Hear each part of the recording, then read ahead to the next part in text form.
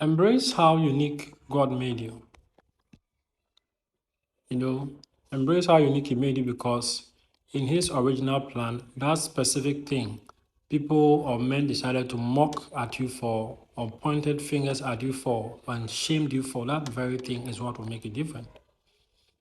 So I told you yesterday, today I'll be going into more examples to help you wash this down. The first person I'll use is David, who became King David and who is rated as the best king to ever rule the land of Israel. David was a short man. If he was in nowadays, if he was in nowadays, even the military, he wouldn't make the military, because he didn't have the height. He was not a tall person. He was a short person. David did not know how to use a sword, did not know how to use a shield. He did not know how to use a javelin. But it's this same David. It is this same David God will use to deliver the entire nation of Israel, which has a strong army. They have fought battles. They know how to fight battles. They have won several battles.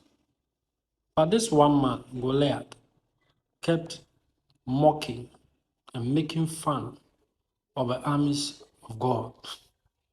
And to take a man like David, the uniqueness in David, who became the King David, that very thing people mocked him for.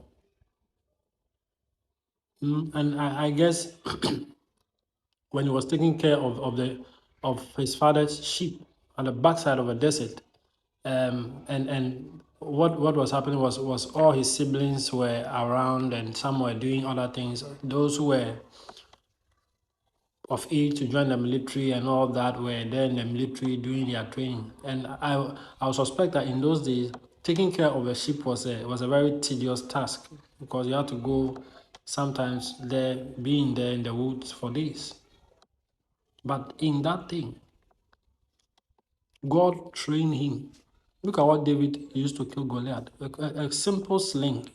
I mean, who would have imagined a stone and a sling will kill a mighty giant like Goliath, who has been fighting from all his childhood?